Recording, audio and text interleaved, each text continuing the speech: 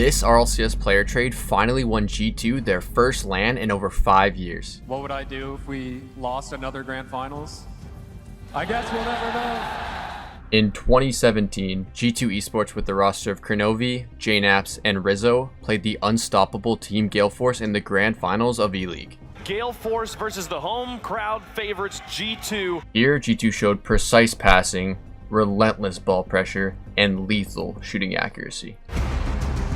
He'll flip back down to the ground and then get the setup here for JKnaps, looking for the goal. Can he double tap it in? He can. Clean plays from the North American MVP, and G2 takes the lead. Exactly what we were talking about earlier. JKnaps will put in another one, and that was just basically the nail in the coffin. This is the closest G2's been to winning a championship as well.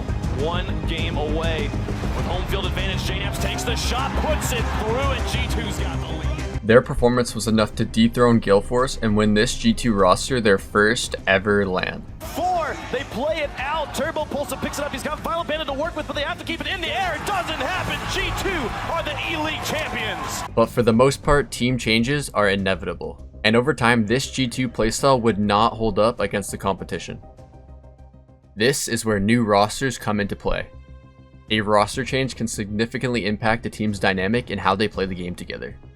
We don't know how these teams are gonna mesh. We don't know the chemistry. Whether it's for a team's improvement or their downfall is all up to the players. I think KC were extremely overhyped. Astral was the wrong pickup for KC. You never know how a new player will affect a team together until they face their first real test when it counts. A team can't just like be together for a week and just like play good. But once that change finally clicks, it can make them stronger than ever. Hoodyhooo was ridiculous. He had 8 saves a game with 5 goals, triple flip resets, 2 feet-licks jumps. Roster changes are common practice because of this. Newer players usually start to find their footing while old players lose their touch. Not to mention in the many cases where they stand out rookie hungry to prove themselves. Just ahead them on a shot.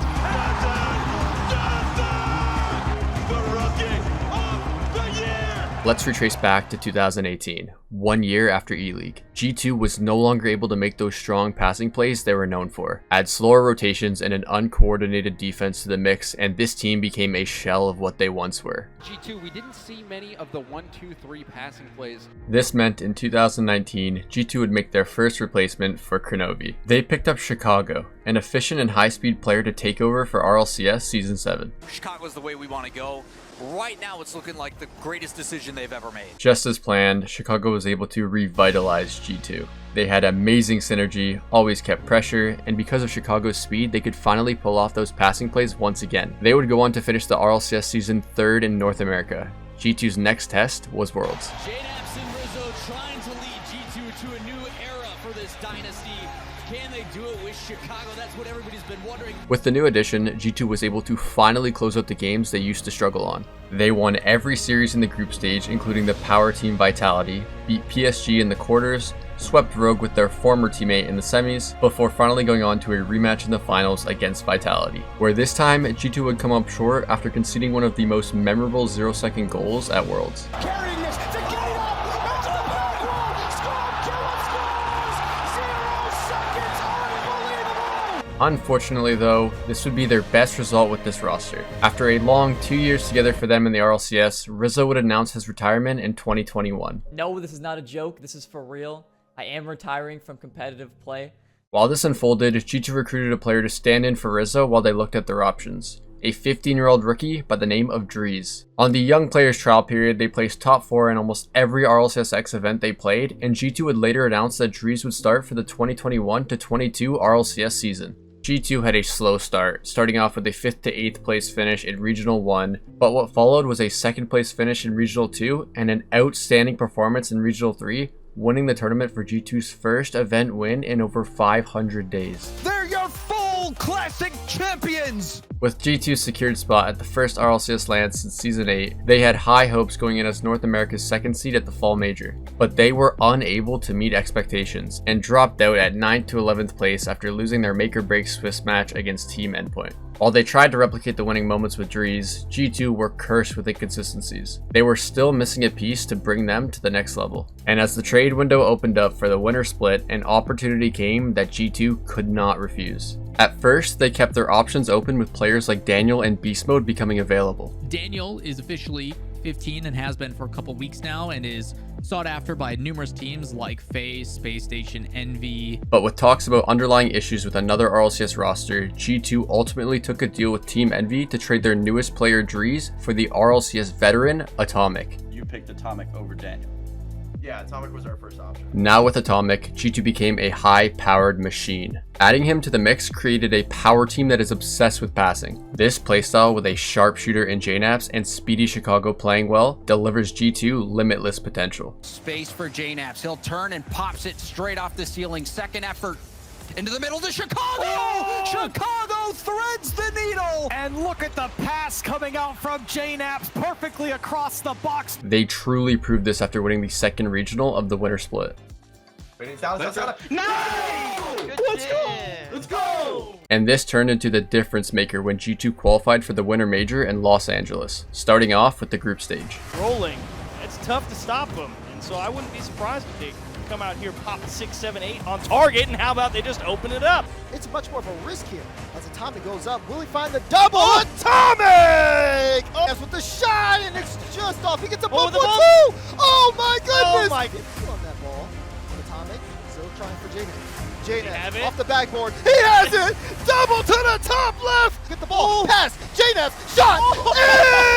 In! Push that ball out. But JKnaps is waiting for it. Another demo by Atomic. Two demos! Deletes the whole team! Chicago!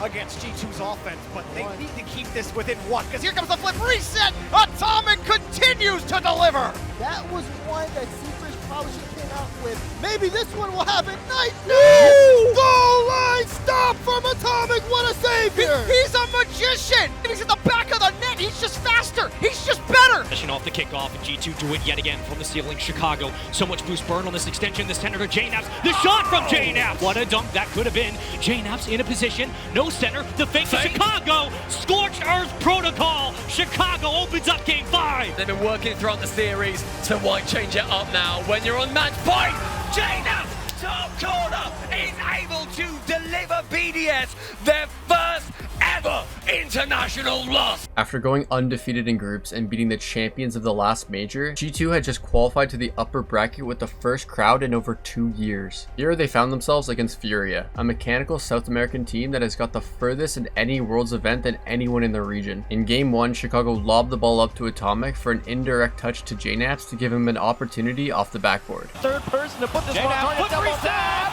He'll find it in the bottom left-hand corner. G2 will open it up. G2 had full control and held on to the lead for the rest of the game, putting them up 1-0.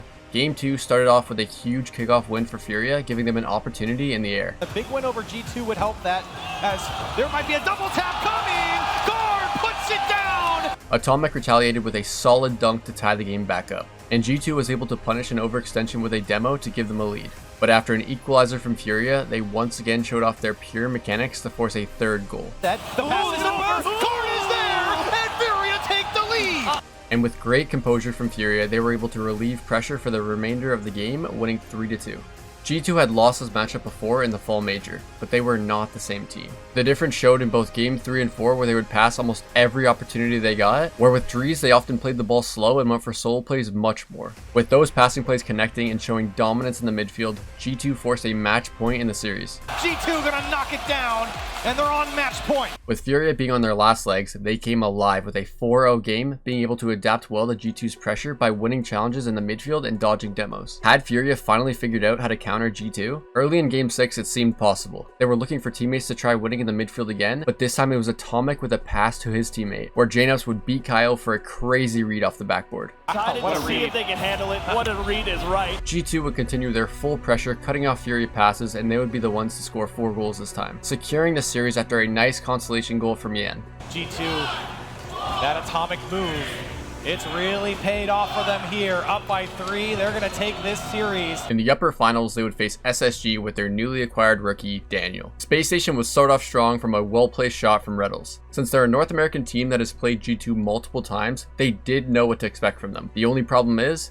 even if you see it coming, if G2 is linking up well, there's nothing you can do against it. Really trying to start to pin in Space Station on the opposite side. Chicago with a shot, top left corner. Atomic just being a nuisance on that space station side. Here's a back post shot from Chicago. Oh, God. He'll slot it to the left side. Atomic has good demo as well to get extra Here comes room. Chicago. Oh, Chicago! G2 was up 3-0 going for the sweep, but something in the atmosphere was different now. The crowd came alive just in time for Game 4, bringing their energy for SSG. I don't think so. I think he's here to glow. Having a crowd with you can significantly increase your confidence, and when Arsenal fed the ball up to Daniel for this shot, the crowd wasn't just here for SSG, but instead, the rookie playing in his first ever LAN. What a sight! He just pinpointed the pass and Daniel was just right there. Here, Daniel really started to show up. He was able to give SSG a 2-goal lead after beating Chicago to a ball right after landing. But it didn't take long for G2 to do what they do best, and JKnaps took control of the ball and sent a pass out to Atomic. JKnaps, the pass over Atomic's there. Here to receive it. Ooh! Atomic to the top shelf! SSG would keep having a player push up on offense to apply pressure to G2. They would secure one more goal because of this and take Game 4 to create some momentum for them. Game 5, G2 sent JKnaps for a hard follow-up on kickoff where they would score within 2 seconds. Then JKnaps would find yet another pass out mid for a finish from Chicago. But after 2 minutes of regulation, SSG would not be able to crack G2's defense, sending them onto the grand finals. Here they would face their final test against Team Queso, a European team of young players that haven't placed lower than top 2 in any of the winter regionals. G2 was in a great position here since they would only need to beat Queso once while they would need to beat G2 twice for a bracket reset win since they were coming from the lower bracket. But Queso would not go down very easily. Better attacking chances, they have to look for the bumps and they gotta get someone in net because Queso have just opened the scoring. That one off the bar. Oh, God! It's open! Goal! Queso win! Pops up again. It's Rise winning another 50. It's Joyo keeping it going. It's Joyo destroying G2's defense! In Game 7, it was tied 1-1. G2 had their first chance to close the series out here. With 5 seconds left, it looked like the game would go into overtime, until JKnaps dived the ball expecting a touch from Rise, and what followed was a huge miscommunication from G2.